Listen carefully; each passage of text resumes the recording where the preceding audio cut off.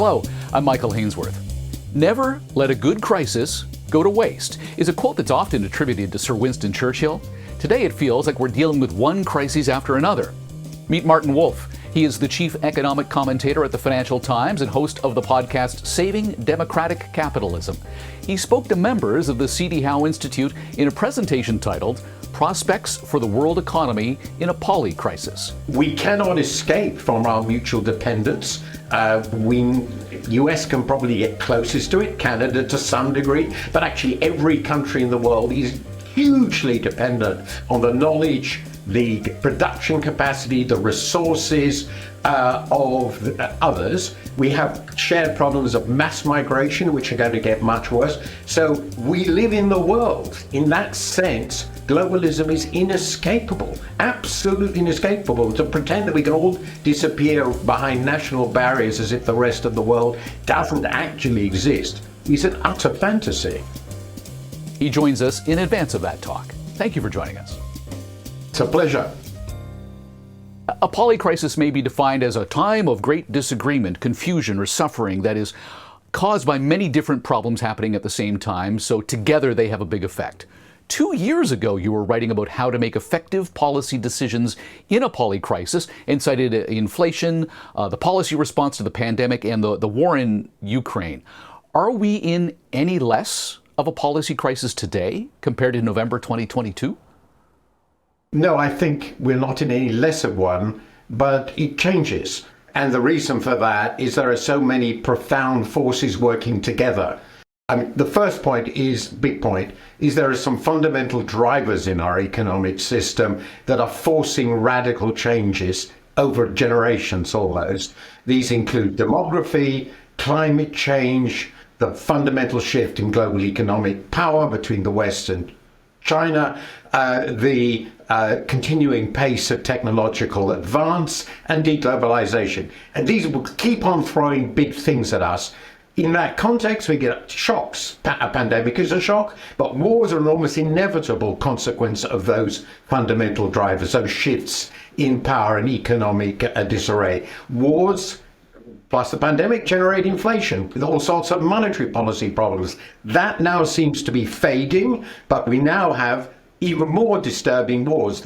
We don't know where the Middle East war is going to end up. And finally, crucially, we have a whole series of fundamental fragilities in the system. Enormously high levels of debt, unprecedentedly high levels of debt, fundamental political turmoil, obviously continued rises in temperature across the world. Every year this is becoming a bigger problem, and the political problems are not just domestic, that's very obvious in many countries, but also geopolitical.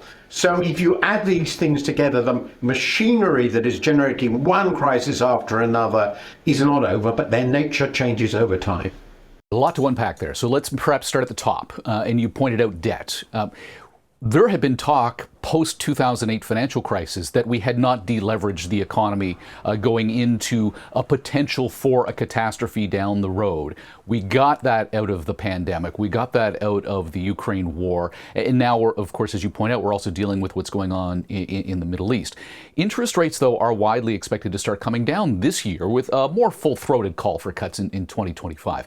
What does this mean for all of that debt load and the fiscal and monetary policymakers who are still exhausted from COVID-19? Well, I think if we look at the debt problem now, it looks as though, with luck, the worst we're going to have is the banking crisis, mini banking crisis of a year or so ago. And there doesn't seem to be a necessity for something imminent. That's a huge seam. Nobody knows what's hidden here. But if we look at it in the longer run, some crucial governments are running enormous fiscal deficits with the prospect of ever rising debt levels, the most important being the US. We have a huge amount of private sector leverage across the world, and we can't be really confident that interest rates will stay down. And some of the past monetary tightening has certainly not yet worked through our economy. So at the moment, I'm moderately optimistic we'll get through the current state of debt in the present economy, but it remains fragile, and there are some long-term tendencies, trends, as it were, which are quite disturbing. How tied to that is it to China and how much China owns of the United States at this point, at a time when these two world powers are essentially restarting the Cold War, if it ever ended, actually stopped? Well, I've been one of those for about 20 years. I've never worried about Chinese ownership of US debt. First of all, it's a pretty small share of total US indebtedness, and it hasn't risen for a long time. And in this sort of relationship with a power which is an adversary, it's always seemed to be completely obvious that if the Chinese started playing games with it, the Americans would just sequester the debt. And of course, that might affect their ability to float debt more widely. That's certainly a risk. But China's leverage over the US isn't a myth. It's the other way around. The leverage is of the debtor. If your debts are big enough, you control your creditors to a significant degree, particularly if you're a superpower. So I've never worried about US indebtedness to the world, but explosive domestic debt will at some point start creating serious fiscal problems for the US. We don't know how they're going to handle it. Right, I guess it's a variation on that idea that if you owe the bank $100, you're in trouble. If you owe the bank $100 million, the bank's in trouble. And if you owe somebody trillions of dollars, you control them almost completely. In Canada, a large portion of the inflation report is tied to shelter costs. They climb due to variable rate mortgages. Do we see an easing of the Polycrisis as carrying costs fall, giving policymakers a little wiggle room? I don't know exactly the situation in Canada, and many countries like my own, Britain, have actually moved extraordinarily rapidly to fixed rate, though not for very long periods. The real question is, where are the variable rates relative to where the rates are going to go? My assumption is that short-term rates are going to start falling over the next year or two, probably quite considerably. That's not certain because it depends on the prospects for inflation themselves not certain. There could be more huge shocks, a big war in the Middle East, for example. But if that doesn't happen, interest rates will fall, the variable rate mortgages interest rates will fall, and it'll all become much more manageable. And indeed, as people roll over medium-term fixed rates, the same will be true. So as long as that story holds, and I think it's a reasonably good chance, I think the imminent dangers of debt crises are containable. I think my own variable rate mortgage has gone up 48% since the pandemic, so I'm certainly looking forward to having a little extra walking around money in 2024-25. But in 2022, you cited the energy crisis as a contributor to the Polycrisis. And even though the Americans have given Ukraine an awful lot of money to help fight Russia, has Europe done enough to extricate itself from the grip of Russia when it comes to the energy component of this conversation? Well, my understanding of the figures here are pretty encouraging. I mean, essentially, Russian gas, which was the real source of dependency. Oil is an internationally tradable commodity. The Europeans can get that from many other sources. They have their own refinery capacity. It's not a huge problem. Gas is very different because it was the core heating fuel, and also of great importance in electricity generation, and it came on pipelines, and they came from Russia. So once that was a problem, it was really a problem. But in fact, to a degree that most people didn't expect, the market economy has shown it can do what it can do, which is there's been an immensely huge adaptation. The shift away from Russian gas is enormous. The prices of gas have fallen quite staggeringly, pretty well back to where they started. And the Europeans have found that they can import gas in liquid form from many other places in the world, from Middle East, from North America, and they, of course, can shift to other sources of energy, particularly, actually, wind and solar energy. So I think this is one of the good stories. The capacity of our systems to cope with short-term shocks, if they're allowed to adjust, is really quite extraordinary. What about a more longer-term shock? If it happens, how should policymakers address Trump returning to power in 2025? Well, I think there are two questions there. Obviously, what would he try to do? In other words, how similar would a second Trump administration be to a first administration? My own view, based on a lot of what I've read and people I've spoken to, is that there is a high probability, but with Trump never a certainty, he is the most unpredictable of human beings, that it will be a very different, more vindictive, more vengeful, more radical presidency with far more enemies around the world and at home to punish. And among them will be many allies. NATO comes into question. Relations with China. He's threatened to put a 60% tariff on imports from China, which is essentially an act of war. There's no doubt about that. That's the sort of tariff levels that were there in the early 30s, which were part of the triggering mechanism for the Great Depression.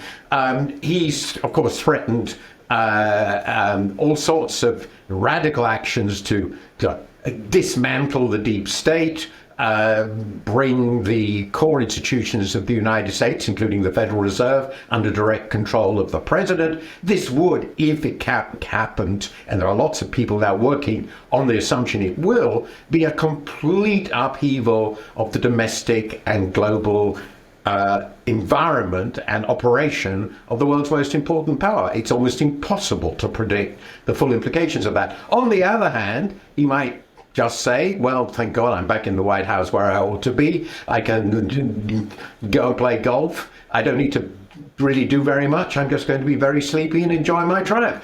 Somewhere in between this, I suspect more to the former than the latter, but it's just incredibly unpredictable because he's incredibly unpredictable.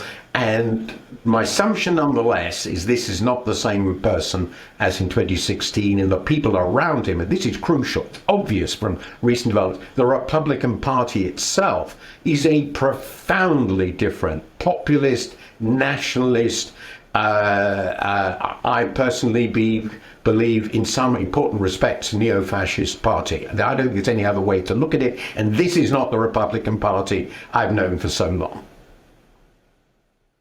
So if there's no way to prepare for the unpredictability that may come with another Trump presidency, I suppose then we need to just build on tools that we have or should have to address things as they come at us. And so I'm thinking about, in your commentary, you warn about looking at the world in intellectual silos.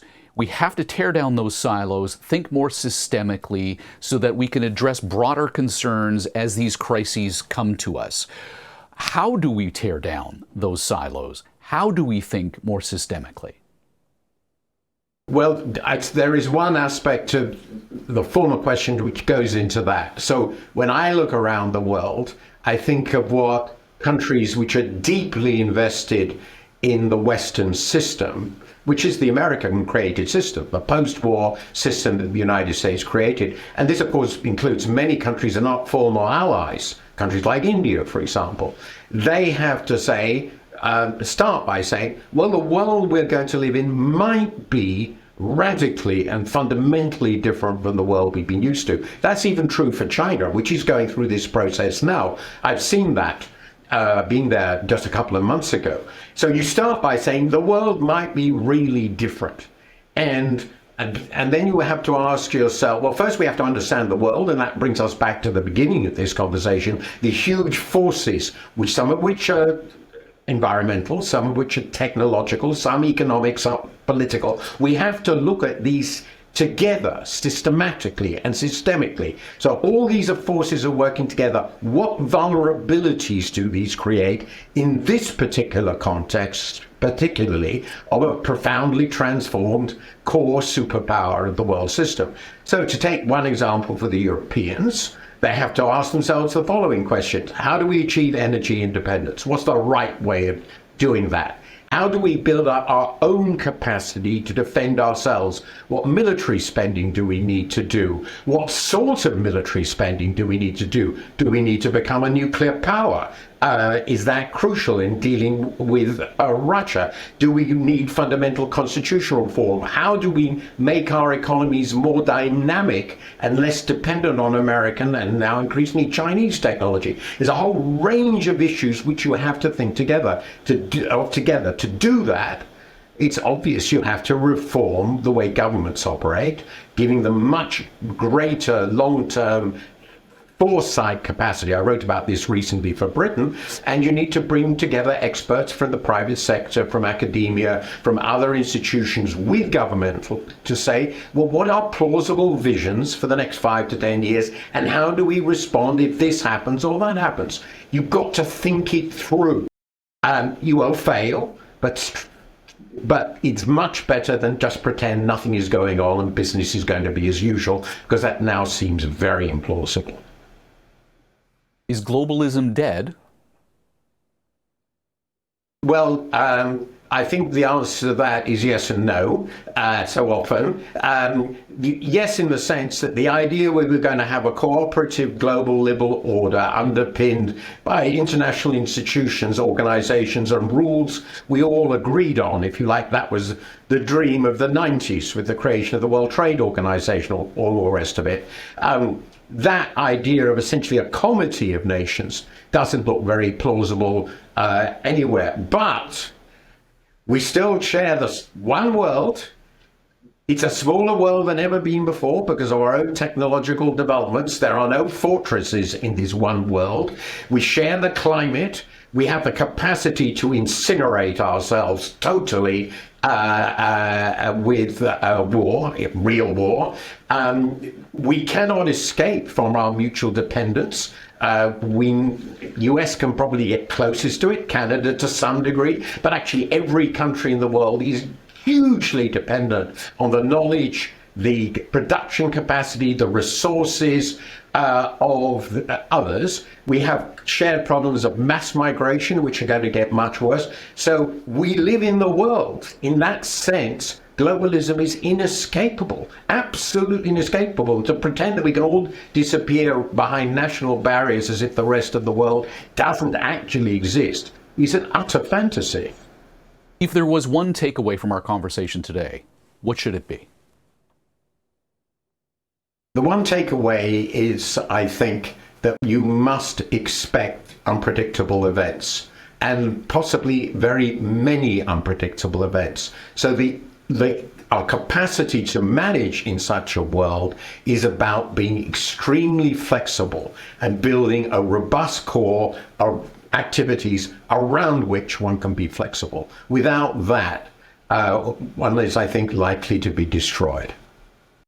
Are you confident that the world you will leave your grandchildren will be better than the world you entered? Well, if I entered in the world in 1946, which is a very long time ago, immediately after the Second World War. So given what had just happened before my birth, I think I'm hopeful, really hopeful it will be better than that. And there's no doubt on multiple dimensions, prosperity, progressive social changes, which I enormously appreciate, the reduction in racism, there's no doubt about that, the reduction in misogyny, the transformation of our societies in terms of opportunities. There's been unimaginable progress in life expectancy, unimaginable progress. That must not be forgotten. But starting from where we are now, as opposed to where I was when I was born, it is easy to see some things going very, very wrong. Not necessary, it's certainly not definite, but there are some huge challenges. And if we don't deal with those challenges sensibly, things can get worse. Martin, we appreciate your time and insight. Thank you for joining us. Great pleasure. Martin Wolf is the chief economics commentator at the Financial Times, host of the podcast Saving Democratic Capitalism, and recently spoke to members of the C.D. Howe Institute on the topic of prospects for the world economy in a polycrisis. I'm Michael Hainsworth. Thanks for joining us. You've been listening to the C.D. Howe Institute podcast with Michael Hainsworth. Subscribe on iTunes, Google Play, and Spotify. The C.D. Howe Institute is an independent, not-for-profit research institute whose mission is to raise living standards by fostering economically sound public policies. The Institute is widely considered to be Canada's most influential think tank and a trusted source of essential policy intelligence, distinguished by nonpartisan, evidence-based research and subject to definitive expert review. Visit cdhow.org and follow us on Twitter and LinkedIn. Thank you.